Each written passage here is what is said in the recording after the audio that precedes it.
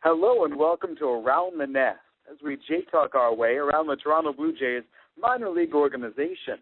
I'm Jesse Goldberg-Strassler, and over the course of this show, we'll speak with the AAA voice of the Buffalo Bisons, Ben Wagner, the AA voice of the New Hampshire Fisher Cats, Bob Lipman, Al Hernandez and A Advanced Dunedin, as well as Trey Wilson with Lansing, and also we expect to hear from Lucas in Vancouver. But we begin this week with the voice of the Bluefield Blue Jays, Kevin Fitzgerald. Kevin, right to the Appalachian League to start things off. How are you? Hey, Jesse, good to be on the show with you guys again. Everything's been going well. How about yourself? Doing very well. Let us begin with this. And I know it's probably not the most normal guy to begin with, but I'm curious. It was a former Lansing Lugnut at the very start of the year, and now Carlos Ramirez trying to make it as a pitcher. So how's he looking? Yeah, you know what? He's been in a couple times this season. Manager Dennis Holmberg has used him 3 times already this year, and you know what? He's really got some good heat behind the fastball. And you know, it's going to be a little project, obviously, to move him to the pitcher's mound and really let him get his feet wet and just stretch that arm out and see how many innings he can go. But he's doing pretty well, and it's not just the fastball, and we know he had some velocity behind that, but he's also mixed in a pretty good breaking pitch throughout his first couple appearances. And he was out in Kingsport. He came in a few days ago, went 3 scoreless innings. So it's definitely been it's refreshing to see him get out there, succeed. And so far this season has only given up a couple runs in 7 innings worth of work. So, Carlos, it's going to be interesting to see his progression on the mound this year. But you're right. I mean, this guy was playing the outfield a couple weeks ago, and it's almost seamless. You wouldn't even have realized it unless someone would have told you, just because the mechanics are looking pretty good, and now it's just kind of developing some of those secondary pitches to go with his fastball. When you're speaking about pitchers, and the Bluefield Blue Jays, there was one guy who, when he made his debut, he took everybody's attention. That was Matt Smoral. How good was he in person compared to, my gosh, 8 strikeouts and 3 shutout innings that we can see on paper? Yeah, he was pretty untouchable, you know, especially with that strikeout pitch. You know, what was even better than just some of those numbers and you know, his breaking pitch was working, but he got into a little trouble in the first inning a few days ago against Kingsport, and he was able to work out of it and struck out the side in 2 consecutive innings, as well as sending down a couple more batters in those 3 innings. And he only pitched 3. He was on about a 65-pitch limit anyway. He wasn't going to go any further than that. But the one thing he'll tell you, he's just as humble as you can possibly get, Matt. He said, hey, you know, I got to limit my walks, and that's the one thing that he's going to focus on. So the strikeouts were there, and they were all on sliders. The breaking pitch was probably the brightest pitch when he needed it, late in counts, and he really did look solid. So you'll see him one of these next couple of days for the Blue Jays, but it was pretty spectacular to see what he did, you know, in his first appearance this year, coming out of the and starting for the Blue Jays. Matt Smoral has pitched 3 innings. Chase Mallard has pitched some more, 7 innings. He's only allowed 1 hit in 23 at-bats. Why has he been so effective? You know, I really attribute to just he's just laser focused off the field and on the field. He's got a really good set routine. He's always hustling. He's a really hard worker. Pays a lot of attention to detail to his routine off the field as well. I think he's just always been like that. He's always had a good personality and always had a good mindset on and off the field. And he can really blow by you. He really can. The fastball has been there. We saw him pitch a couple nights ago. He can really bring the heat, and he did that this past year at UAB down in Birmingham, Alabama. He's definitely a proven winner, so it really has been a combination of that fastball, and he got some good secondary pitches as well. I think you look at Mallard, you look at a guy like Ryan Barucki, Michael Kraft. That trio pitched a couple nights ago, and those guys give just a handful of hits between them. All 3 of them haven't even given up a run in 18 total innings. I mean, those 3 guys have been the brightest right now, and you know, you'll see Chase soon enough because he'll probably get some starts, and he'll also be coming out of the bullpen as well for the Blue Jays. But he's just you're probably not going to find anybody with just the laser focus that he has on and off the field. I mean, it really is spectacular. Turning our attention to the hitting side, we're speaking with the voice of the Bluefield Blue Jays, Kevin Fitzgerald. Richard Urena, I hope I'm pronouncing that last name near what is correct. He's the latest in that long line of shortstop prospects, right? Stretching right on down the ladder, past Alwell Lugo, Franklin Barreto, And there's Urena, so how does he look? Oh, he looks great. Just smooth, out in the field, up at the plate. I really can't think of a better word than smooth, because his game exudes that when he's in the field, up at the plate, off the field as well. And you're right. I mean, he's part of that trio of shortstops and infielders with Barreto and Dawel Lugo and Urena down here with the Blue Jays. They're all just terrific fielders, and you can just see it in his game. Urena's got a quick glove. He works well with his, good buddy of his second baseman, Rolando Segovia, who's been probably the primary second baseman for manager Dennis Homer. Those two guys up the middle are quick. They're fun to see turn a double play. And Urena is it's just starting to click. You can really see it. The last few games, he's been racking up the hits. A few days ago, he was on base 4 times. He had 3 hits in a win against the Kingsport Mets a few days ago. He really is swinging a good bat, good level swing, and he's just right now a complete package. And we'll see. We'll see how he can tailor that throughout an entire season, how he can deal with the ups and downs. This is the first foray where he's gotten off to a great start in rookie league affiliated baseball. So he looks really good up the middle. Middle infielders for the Blue Jays have looked pretty solid, and it really starts with Urena, who's now switched to the leadoff hitter for the Blue Jays. The first couple of games he was kind of batting in the 2-hole, and manager Dennis Holmberg said, I want to switch into that number 1 spot. And since he got switched to that leadoff spot the last 4 or 5 games, he's really taken off. We are partnered up with Bluebird Banter this year via the SB Nation. And so questions being sent in from commenters on Bluebird Banter for the radio voices of the Blue Jays organization.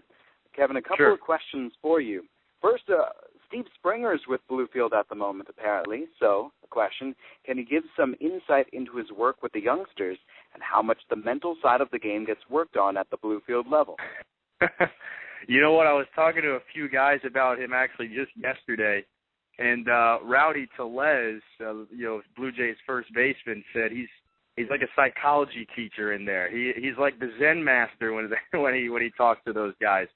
That's one of the sides of it. I mean, it's a mental grind. It's a physical grind. This league, when you play 68 games in 72 days, just about. So I think this is some necessary stuff for these guys to work with someone like Steve. And it's funny because he is, he really works on that mental aspect of it. And those guys really respect what he has to say. They go to him for a lot of stuff. Who else was actually with the team recently was Paul Quantrill, who pitched for the Toronto Blue Jays.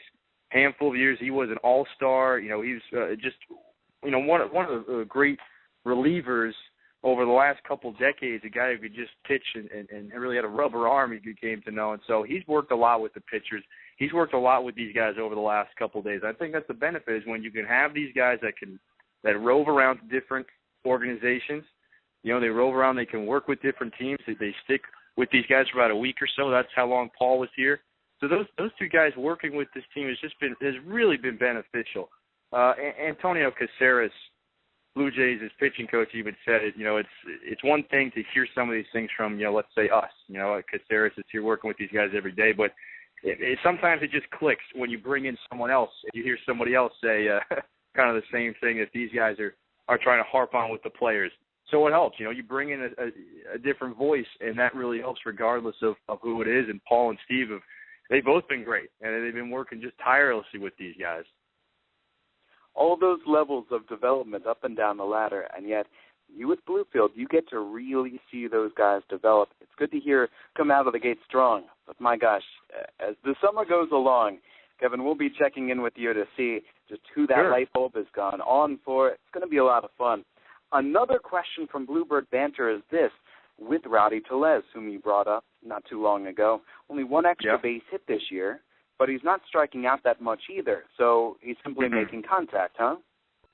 Yeah, he's put a lot of good balls into play, and, he's got a lot of power, so he's not just focused on the power, but he's putting a lot of good balls into play. The balls are just jumping off his bat especially, and I think you make a perfect point with the amount of strikeouts.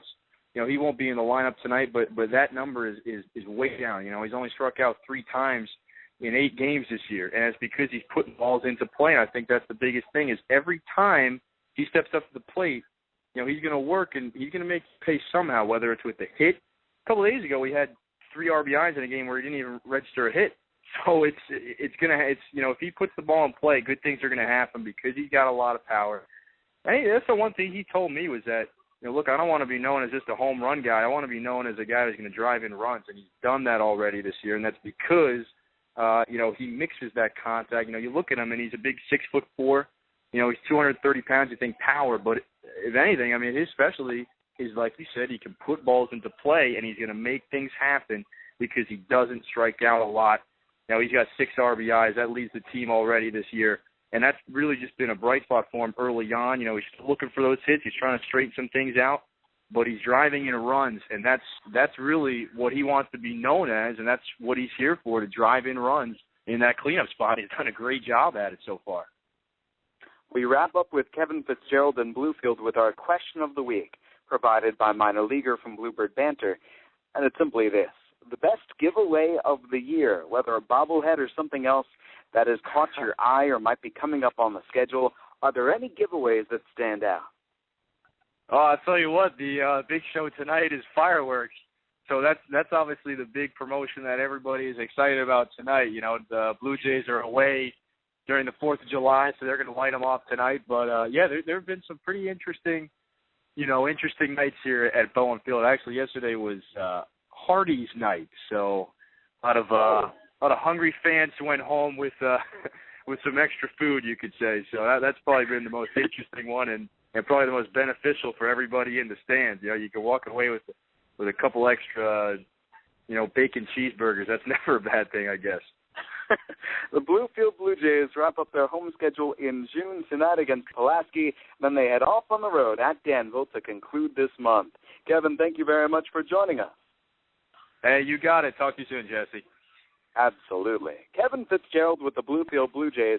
And from Kevin, off we go, leaping up the ladder, up to A advanced Dunedin, and Al Hernandez with the DJs.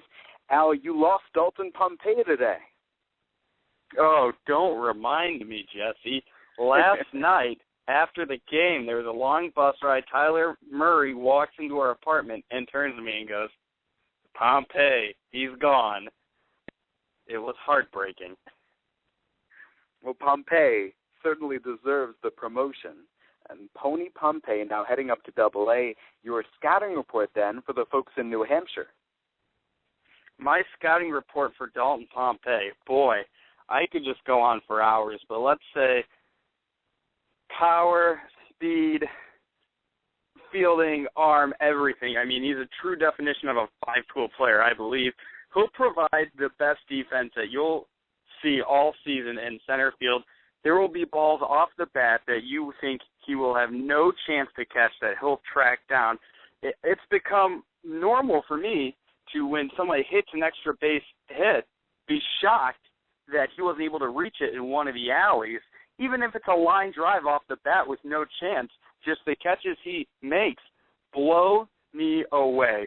At the plate, he will never put in a bad at-bat, long at-bats every time. Always works the count. You see that he led the team in walks at the time of his promotion. He was also up there in team leaders and strikeouts, but that's just because he was working the count so often, so deep, fouling off a lot of pitches and making the pitcher make the pitcher throw and work every time. And then finally, if you put him on first base and there's nobody on second, he will be there momentarily. He has a great first step, and his speed, I think, is second to none. This is a guy that won't disappoint at any level, I believe. With Pompey moving up, what voids are there that now need to be filled within the DJ's order and in their defense? Well, definitely at the top of the lineup, they still have Dwight Smith Jr. batting 1. That's where he's been for the majority of the season. Dalton Pompey was that 2-hitter. But I think the Blue Jays have a lot of options here. You can maybe bump up a guy like Christian Lopes who can really handle the bat, plays second base. You can move him up there. He's got pretty good alley power, can slap singles all over the place, and can just job done if you just need a simple fly ball or ground ball to move a runner over. Same thing with Peter Mooney, a guy that's been splitting time with Lopes at second base.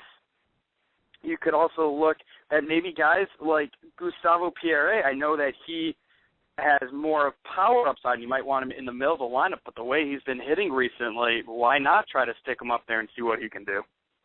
I'm looking at Gus's hitting numbers, and these are staggering. When a guy gets hot, he gets really hot. 2 hits, 4 hits, 1 hit, 3 hits, 2 hits yesterday, one of a number of DJs who all collected 2 hits in a game. Gustavo Pierre, is he barreling it up too? Gustavo Pierre is the streakiest hitter that I've seen all season on this squad. It's really hard to compare him with anyone else I've seen this season, but I don't like to get ahead of myself and make crazy comparisons, but I'd say it's almost kind of like Alfonso Soriano, who's the streakiest hitter that I've seen in the majors for a long time. He'll just go on a 1-week, 10-day stretch where he crushes everything. If you leave a fastball in the zone against Gustavo Pierre, it's going to be hammered into one of the alleys. And the great thing is he's not just a pure pull hitter. He has power to all fields. He's learned to go the opposite way quite well, thanks to Stubby Clapp, the hitting coach, who's done wonders with everyone in this lineup. And his home runs just are sneaky. I can't believe any of them get out there, low-line drives that you think are going to bang off the wall, and it just happens to all of a sudden get out of the ballpark. All that you can hope and ask for with Pierre is that maybe he's able to maybe I'll sacrifice a week of hitting 400 for 3 weeks of hitting 300. We're speaking with Al Hernandez of the Dunedin Blue Jays. It's Al, and no Tyler Murray. Tyler is off on assignment. He's enjoying himself at a wedding. So what does this mean, Al? How much fun are you going to have? Oh, you have no idea. When Tyler's away, Al comes out to play. I obviously enjoy my time with Tyler. We're not only roommates, but we work together. We do everything together, but it's sometimes nice to get away from somebody that you spend all of your time with. I'm sure he feels the same way about me. We're great friends, and I hope he has a ton of fun, and I plan to have a lot of fun without him. The DJs are playing in Tampa this weekend, and then after that, start of July, home games speckled here and there against Clearwater and Tampa to start things off. I noticed that there was a bit of a rough patch that was hit here at the start of the second half, and then things settled in yesterday. Kendall Graveman pitched great. The entire offense collected base hits. I guess that was more like the first half that you saw. Kendall Graveman has just settled into that stopper role, it seems, in the second half. His last 3 starts have been arguably his 3 best starts of the season.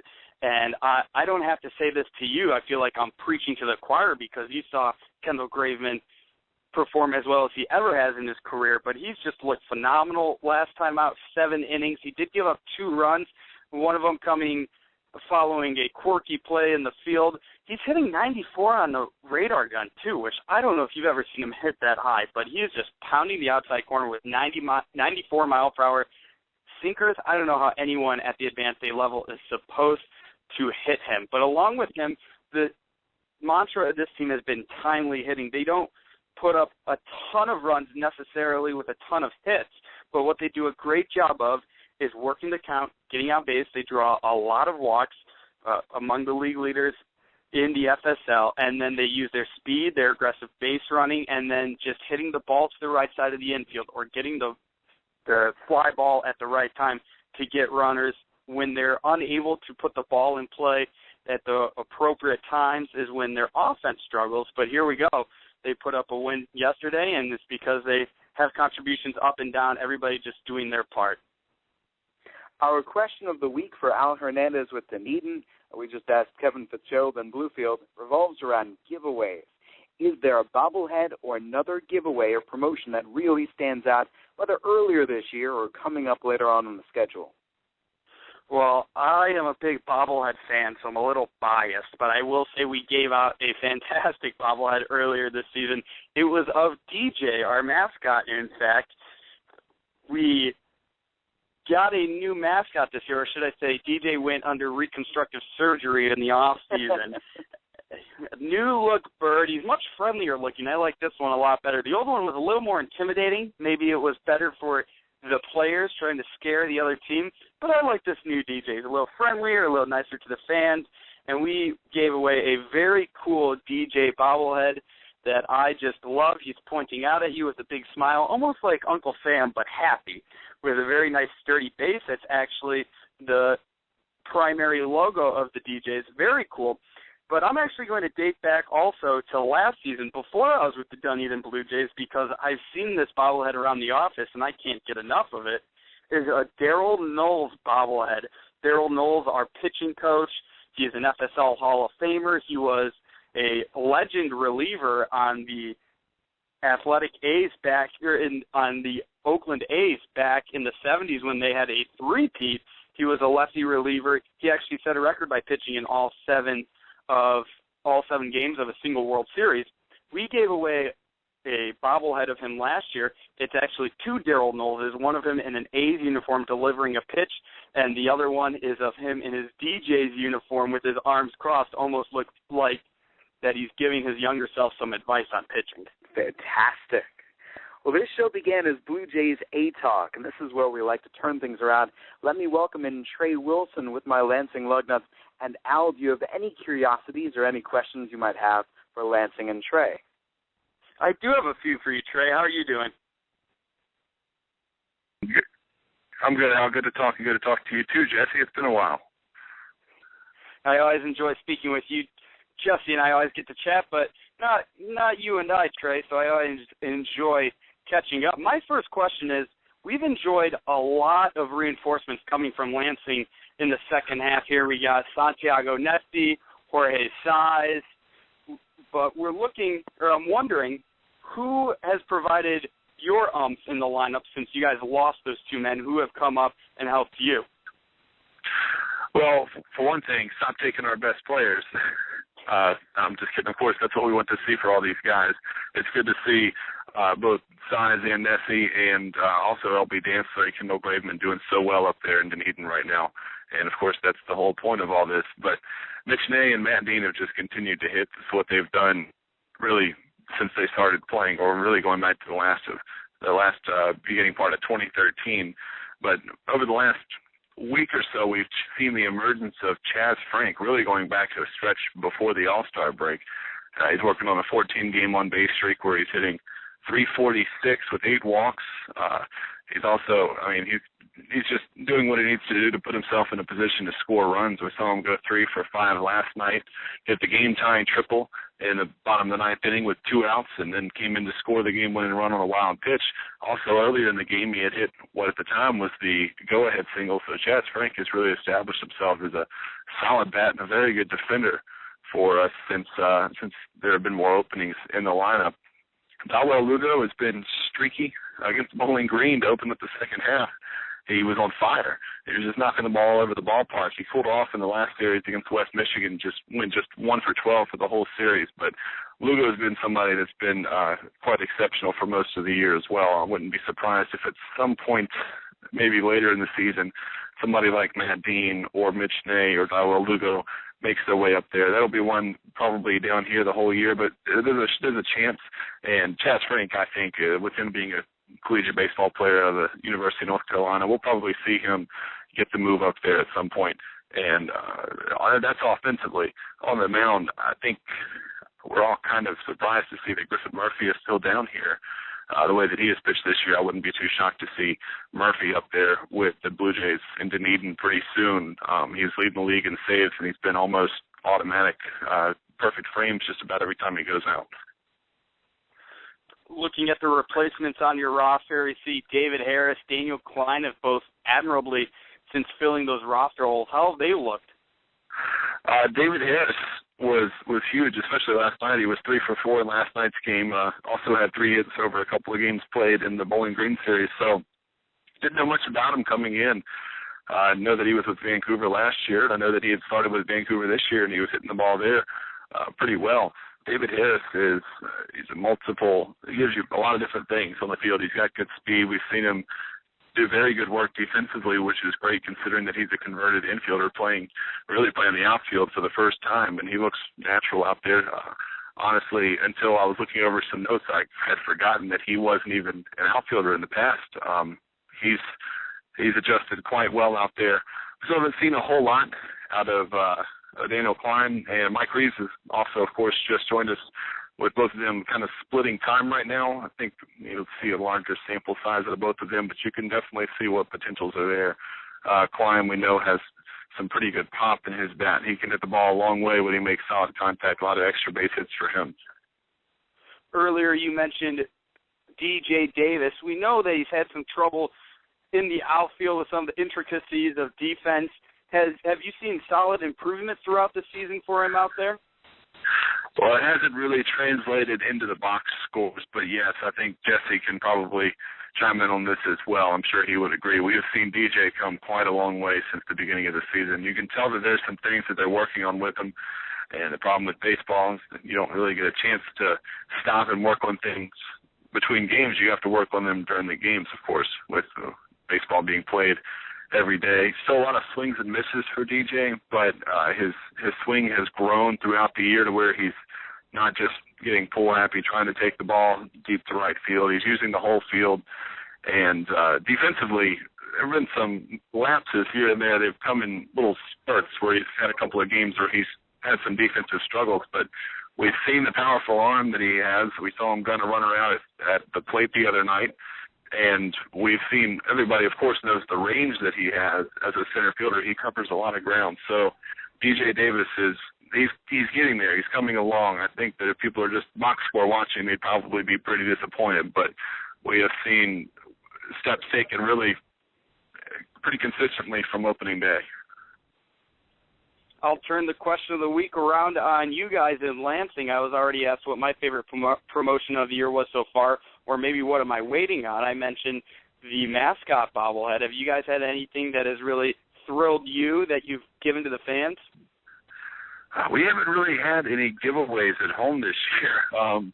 Didn't do a lot of those this year. We have some other promotions at home. And honestly, I haven't seen a whole lot of giveaways in the road games that we've gone to either. Nothing that really stands out. There have been some other promotions other than the giveaways that, of course, Lansing has had the Humphrey the Camel promotion going on all season. The Hump Day Wednesday where they have some drink specials and the live camel on hand to deliver the opening pitch baseballs to the plate. And he's on the concourse to take pictures of people, all kinds of camel-themed stuff going on with that in Lansing.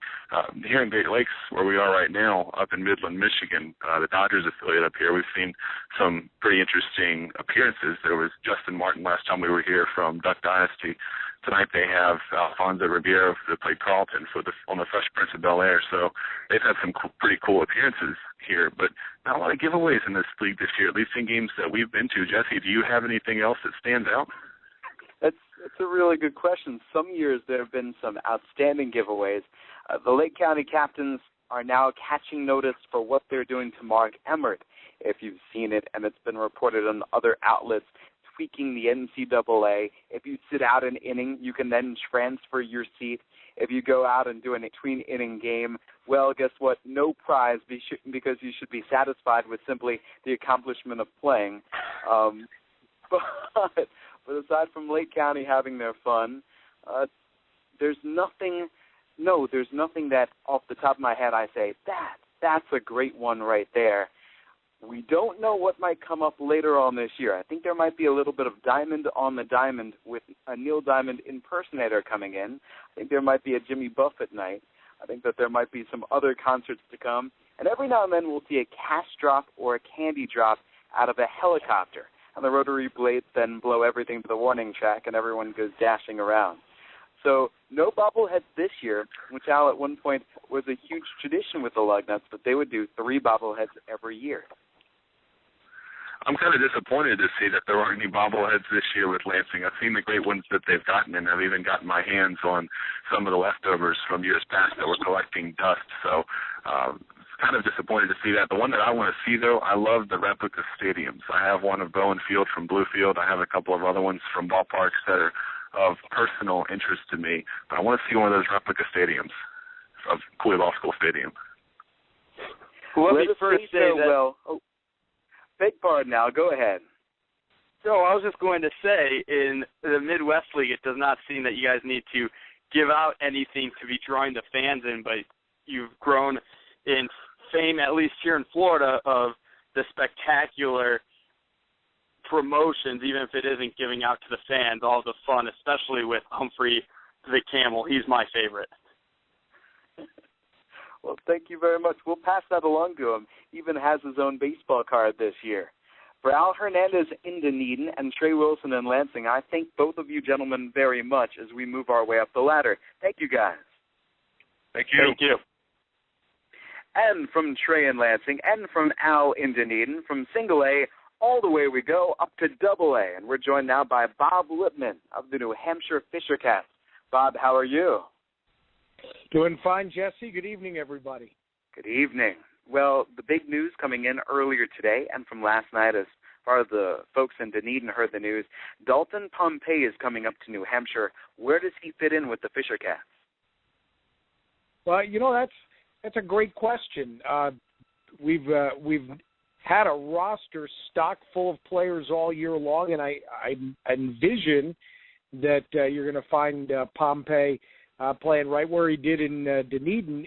However, he's not in the lineup here for Game 1 tonight, and the Fisher Cats in a few minutes will be going against the New Britain Rockets. I'm not sure what the official travel situation is, but clearly, I mean, you're looking at a guy who's going to fit in our outfield.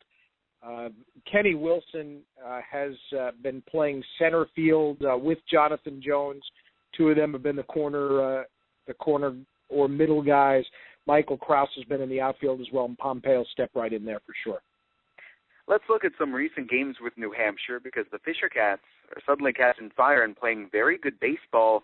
Daniel Norris, in particular, is drawing headlines. He comes up to Double A, and we know about the game that was marred by the brawl, but he struck out 9. And then his next outing, he Ks 10. My gosh, it hasn't taken him any time at all to adjust, has it? No, not at all. And maybe you all knew this, but clearly Norris is a terrific young pitcher, and he seems to have not missed a beat here, jumping to the Double A level. That game that Jesse's mentioning the other night, the Fisher Cats went up to Portland. They've been by far and away the best lineup and the best team in our league, and Norris completely shut down that team. He did walk 3, but he gets deep into counts sometimes, and at 3-2 is pretty close. But the 10 strikeouts of a good lineup certainly jumps off the page at you. Meanwhile, for the Fisher Cats, offense looks like Kenny Wilson's bat is heating back up again. He had the cold starts, and then he changed teams and organizations briefly. How's Kenny looking? Yeah, you have to kind of put yourself in the shoes of a guy who is on the Blue Jays 40-man roster, was designated for assignment, which means that he ended up for a couple of weeks playing in the Twins organization. Well, when the Twins decided to part ways with him, Kenny got back on the Blue Jays 40-man roster, and mentally now I think he's focused on just having a good season. And these are numbers, kind of unprecedented numbers that we've seen of late for Kenny. He's been hitting nearly 400 here over the last 10 years. I looked through here since June 13th. There's a 4-hit game, a 3-hit game, and 4 more 2-hit games. And so the average, which a couple of weeks ago was 192, is already up to 245. And he's playing his best baseball this season. And I think that there's still plenty of time left here to salvage a productive 2014 campaign and keep moving forward. He's playing his best baseball of the season. Is it safe to say that so is Kevin Nolan? Oh, yeah, no question about that. Again, offensively, another guy who just a couple of weeks ago saw his batting average dip into the 170s for the season. And Kevin now starting to find a pretty good stroke here. He has hits in his last 6 games and finally is finding a rhythm. I'm not sure that Kevin can give you a great answer about what was wrong, but whatever was not working, now that the ball seems to be dropping in, and that's great. And he's such a personable guy. He'll give you the best answer that he can manage. He'll try to figure out something honest for you, right? Yes, and again, being the first and so far only New Hampshire-born product that we've ever had play for the Fisher Cats, he still draws an enormous amount of attention and really goes out of his way. He won the Blue Jays Community Service Award last year, and he puts in the time in order to help make our franchise as successful as it is. We're joined by Bob Lipman of the New Hampshire Fisher Cats. Fisher Cats have a doubleheader today. They're playing against the Rock Cats. I really thank you, Bob, for joining us. A game at Northeast Delta Dental Stadium. And Tom Gauthier has to be ready to go on the air. So all sorts of things going on. The place is hopping for New Hampshire. How is this summer heating up? Here we are toward the end of June. How are you enjoying yourself? Yeah, it's so much fun. When Jesse, I've talked to you about it before, and this is my 11th year of doing the Fisher Cats. When we can watch guys like Brad Glenn get to the major leagues, and you kind of go through that transitioning from a guy who maybe wasn't on anybody's radar screen to the fact that he's now on a major league roster. Or, you move another young guy like Marcus Stroman through, has all the potential, and he actually fulfills it. I mean, those are my favorite parts about doing double-A baseball. Tonight, for those of you who may be listening in who are in the New Hampshire area, we have 2 Minnesota Twins rehabbing in New Hampshire tonight. Aaron Hicks is working back from an injury, and one-time Yankee Eduardo Nunez is in the lineup tonight for the Rock Cats as well. They've been playing pretty well, and the Fisher Cats got them last night 2-1 on the Kevin Nolan double. So you're right, this doubleheader night tonight. We've got fireworks tomorrow night, and we'll finish up on Sunday afternoon. Quick trip out of town to Reading before we come back for the 4th of July. Let's go back to Brad Glenn. I was trying to explain to folks here who maybe they had not seen him in Lansing, but what he was like with the Lugnuts, where he was a bomber. He hit home runs. And then as he moseyed his way on up the ladder, he still hit home runs. The batting average never got very high. And, boy, he put in the time, he put in the effort, and he did. He worked his way up to the major leagues. How did you feel when you heard that he had gotten the call? Thrilled, because I was worried about him, Jesse. He played 36 games for us the early part of the year, and really kind of struggled the opening part of the season. The power wasn't really there. He hit only .235, and the Blue Jays promoted him along to Buffalo, and I think that kind of gave him that jump that he needed, and obviously had a terrific year for Gary Allenson at Buffalo, who he had played for here in New Hampshire last year. His defense is a whole lot better in the outfield. He's got a cannon for an arm now, accurate, and that certainly plays into his favor. And I know John Gibbons wants a home run or two, and that's one of the reasons why he's up right now at the Major Leagues, a right-hand power bat over maybe Kevin Pillar, who hits for average. Trey Wilson was reporting to me earlier, Brad Glenn's in that starting lineup and batting 5th for the Jays. So how about that for a Major League debut? Bob Lipman with the New Hampshire Fisher Cats. Bob, our question of the week revolves around giveaways. What is the best giveaway, maybe bobblehead or something else that you have seen this year or you will see? For the 3rd year in a row, Jesse, the best promotion I've seen is we give away a brand new car, and the 12 people who are eligible are scholar athletes from our area high schools, where one of our local car dealerships, they take nominations from the schools. They look over and pick like the 12 top performing students in the area schools. And we're talking grades and performances.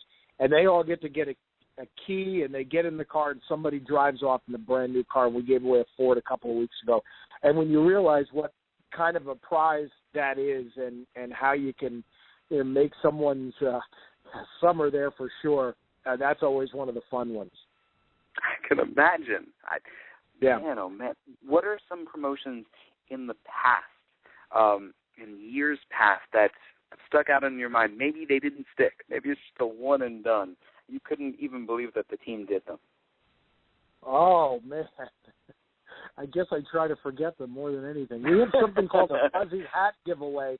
I'm kind of interested to see what that looks like when it comes around later this summer. A fuzzy hat giveaway. Let's see, what else do we have? A jersey pillow giveaway will be one of the new ones this year. I'm trying to think of ones that didn't go over as well. I mean, there are some theme nights that probably don't do as well as some of the others when it's only your staff who's dressed in the retro 70s gear, and maybe the fans don't don't quite participate in it. But I give our staff and all the staffs in minor league baseball credit for trying stuff. Well, you know what's been huge this year have been these Star Wars promotions. You know, some of them kicked in with that May the 4th be with you, and some of the superhero promotions have just seemed to fill the seats. Buffalo just had a great run with theirs. I'm proud to say the Lansing Lugnuts are on the bandwagon. On May the 4th, yeah, we had Star Wars Day, and there's Darth Vader marching out there to toss the first pitch. Yep. And those are fun. We're going to do we do our series of bobbleheads. I know we have a Ted Williams bobblehead coming up, and I think for the first time we're going to give away a bobblehead of our mascot, Fungo. And I was looking a little earlier. I have to send you a picture of it. We did a bobblehead. It's not a Bob Lipman bobblehead. The first media representative to get on a bobblehead was Heidi Watney, who was the sideline reporter for Red Sox television at the time. And she got her own bobblehead before I ever got one. How did that work out? That worked out fine, and she was a good sport about it. Actually, came to our baseball dinner and helped be a moderator here over the last couple of years. Excellent. Bob Lipman with the New Hampshire Fisher Cats. Bob, thank you very much. Until next week, we wish you well. All right, you guys have a great week. Beautiful. Well, Bob Lipman has joined us from New Hampshire. That's Double-A. We've also heard from Al Hernandez in the A-Advanced Dunedin Blue Jays. Trey Wilson joined from the Single-A Lansing Lugnuts, who walked off with a win yesterday. Chaz Frank as hot as any other hitter in the Midwest League, the RBI game-tying triple, and then scoring on a wild pitch. And we started off the show with the voice of the Appalachian League, the rookie-level Bluefield Blue Jays, Kevin Fitzgerald. So it's been a lot of fun. And now let's welcome in the voice of the AAA Buffalo Bisons. Why not bring in Ben Wagner of Buffalo? Ben, how are you? Doing great. How are you guys today? Doing very well. So I had a chance to sit down with your interview with Rick Langford. You interviewed him yesterday, and I listened to it earlier today, and it was fascinating to hear the insights of what's going on with the Blue Jays pitchers and with the Buffalo staff and all the different matters. What did you learn from that interview? Well, I think everything is fluid, and especially when you're talking about guys coming off injury, there's points of emphasis whether you're younger or you're even established in your career. Take example, Kyle Drabek, somebody that has served a couple of different roles at the major league level, had an idea of what they wanted him to be going forward this season in terms of a starter and being part of the Bison's rotation. But you get to a point in the year now, Buffalo's, past the midway point. The Blue Jays are somewhat stable in terms of what they've got in rotation, and maybe in looking at the pecking order of what they would need in terms of starting depth, maybe he's not that top choice. Or if he is that top choice, it'd take a while for him to get stretched out. But, so Kyle Drabek, maybe the next best opportunity for the Blue Jays to bring him to the big leagues would be as a long reliever or maybe a guy that comes out and just fires 1 or 2 innings. They're trying to reharness that velocity that started to come back in the last month or so for Kyle. So they're looking at different options. So I think looking at it from an organization perspective, they're always looking at the number of pieces and how it fits into the overall puzzle as things continue to move. And it's the trickle down. It's what they've got at the big league, what they've got for insurance policies for the big leagues, and then how the other pieces fit moving all the way down. And talking, you get a lot of insight. You get a lot of sometimes theory involved in it as well. But for our specific, and a couple of guys that I was talking about, Kyle Drabek being one, of course, Aaron Sanchez is always a talking point with the organization, and guys that are maybe on the cusp of being that next wave of youth to go to the big leagues, or perhaps somebody that needs that exposure, and now they're really trying to see what they've got, like Ryan Tepera. Mid-90s velocity on his fastball. He's trying to harness that slider control. Also, repeating in the mechanics to make him that much more of a value, whether it's coming in late game situation or maybe it's just a matchup for one-on-one.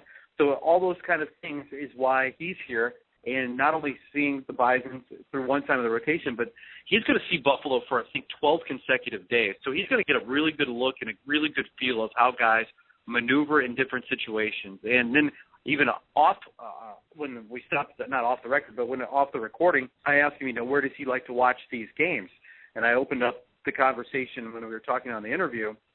He was standing behind the bullpen talking with Aaron Sanchez about his focus and what he was going to observe then from the bullpen, then translated to the mound. But he also then, in the middle of the game, left the dugout, came back to watch it from behind the plate, which was really interesting because some of the rovers that come through only see the game from one perspective. But a lot of those guys as well will like to take opportunities maybe one day to just sit in the seats and view the game there, see it from the dugout or see it from a different angle.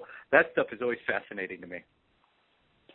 In speaking about Aaron Sanchez, it strikes me that there's a fine line that they're walking, and that is he has immense talent, and he is so young. And I'm not sure folks understand just how young he is and how much experience benefits him. Just every single game he works, every single inning he finishes off, he grows some more. He gets more chances to be out there on the mound, and yet his talent is so tantalizing, so there is that temptation to try to rush him around because you know how good he can be. What are you seeing in your glimpses of him? Well, you see the flashes of brilliance, and nothing was more dominant than that first inning of work, which is from the 3 starts that we've seen from him specifically, we've got already a big enough body of work where you see, innings, yes, you see the innings, but you can see those flashes of brilliance with all 4 or 5 of the pitches that he's been able to use. The first inning was by far and away the most dominant that he's been since he's been in AAA. 12 pitches, 10 strikes, fan to pair. 1, 2, 3. Hi, how are you? Good night. I mean, it was that quick as well. But you know what? It all came together, and it made sense because out of that conversation, when Randy St. Clair was down there along with Rick, and they're talking about focus. What do you want to do? What do you want to execute? He wraps up the warm-up in the bullpen. He comes down, grabs a swig of water. He's right back there onto the mound. All that focus was right there. And for a guy that, from a pitching mentality, you have been a long layoff as Buffalo came to bat, and then all of a sudden you've got to refocus. You've got to rechannel. It was not the crispest of innings just because of that little layoff. And I think that tells you how fragile the game is if you lose your focus within the competition night in and night out. It's not only going for a 21-year-old. You can look at the 36-year-old, that's out there on the mound taking the ball in AAA, trying to refine, that command and that success that maybe he had one time in the big leagues as well. So all that stuff has to come together and work. And as I asked Rick too, you've got to have an opportunity to realize from an organization, he's 21. And Alex Anthopoulos was on the air with us earlier in the week when Aaron was done throwing, and I said, how much clamoring was there to make him part of the opening day roster? And he said there were definitely people in his corner, and deservedly so after the spring training that he had. But you've got to realize he'd never thrown a pitch above AA. So now it's time to, take it from development standpoint. And the numbers clearly over the larger body of work in AA said, all right, he does need time to mature, and he does need time to be out there on the mound and grow. And you mentioned as well, every time that he goes out there, he's going to learn something about himself and about his stuff. I think he learns a lot about himself and a lot about the culture of baseball and just coming to the ballpark every day and soaking up, the knowledge from Eric Kratz, who's back with Buffalo now, and what he saw from guys that he's working with in the big leagues all the way down, to guys that he may have had, like Ryan Schimpf, that just came from AA, and now he's joining him once again here in AAA. So I think that culture is something that he's learned now and exposed to, and every time he goes out, it just makes him a better ball player, not only the day-to-day activity, but what he's able to do on the mound. Our time, unfortunately, running short with Ben Wagner, but 2 more quick things to get to. We have to talk about Brad Glenn. Glenn moving up to the major leagues. He'll be making his major league debut today. He talked about Aaron Sanchez wanting to do what it takes to get there. Glenn did what it takes to get there. He thought he was going to start the season in AAA. He didn't. And when he joined the Bisons, he earned his call. Yeah, I think it was a breath of fresh air for Brad Glenn, and he made no bones about it. He was on a mission, and that mission was to have a successful 2014. Now you can have a successful 2014 at the big league level. And John Gibbons said he wants Brad Glenn in the big leagues to provide some pop. And he's a line drive hitter. He'll run into home runs. He's clearly got that talent as well. For me, he's a little bit sneaky fast as well when he's in the corners and playing the outfield. So he's not a burner that's going to go in there and swipe a lot of bases, but he's a guy that gets good reads, makes the proper jump on to go back, forward, or, right or left, on different baseballs, and he's going to throw to the right base. I don't think he's going to make mistakes for the Blue Jays when he's up there because he's a very cerebral kind of player. And then, of course, if he can translate any of the success that he had at AAA at the plate, he's going to have a very successful start to his Major League career tonight. And lastly, with Ben Wagner of the AAA Buffalo Bisons, we're talking giveaways. You're a great guy to talk this over with and a great team to represent because tonight, of course, is Zombie Night with Buffalo. Yes, it is. It's a little bit awkward to come to the ballpark and see The Walking Dead. That's very much a true statement for me. I was a little freaked out when you walk around one corner and you see somebody, literally decked from head to toe, as in zombie gear. I don't want to know what's at the concession stands. Oh, what's that? I don't want to know what's at the concession stands. Oh, no. Tonight would be a little bit awkward. It'd be an awkward approach at the concession stand. So, wait, what else is going on? What are all the festivities? Tonight is Zombie Night, and you've got some kids that are coming and getting their faces painted or their eyes blackened on the concourse, or you've got people that are in full garb coming, and there's a couple of different groups in Western New York that love zombies, and they love now the popular television shows as well, and they try to mimic them. And there's a group that'll be on the field, and somebody will drag themselves out, and they'll as a dead person can do, they'll throw out the first pitch. There are also in-game skits where you're going to have some zombies do the chicken dance, for example, pre-recorded stuff to lead the fans. Everybody knows this from a ballpark, everybody clap your hands. So there'll be a cutaway to a group of zombies, about 20 of them sitting in the seat, and they'll lead, whatever chant or whatever the ballpark festivity is for that half inning. Of course, Take Me Out to the Ball Game is always a staple. It's all zombie-fied tonight. Once again, it's a beast of its own. Wonderful. Ben Wagner of the AAA Buffalo Bisons, the infield drag suddenly taking on an entirely new meaning. Thank you. Best of luck. Have some fun this weekend. Until next week. Hope they don't dig anything interesting around second base when they do the drag tonight. Thanks a lot, Jesse. Agreed. Well, from Ben, we mosey our way on down to Vancouver. I believe we're joined by Lucas Scott right now. Lucas, how are you? I'm good, Jesse. How are you doing today? Doing very well. The Vancouver Canadians right now leading Tri-City. It's 2-1 at last check. They're in the top of the seventh inning.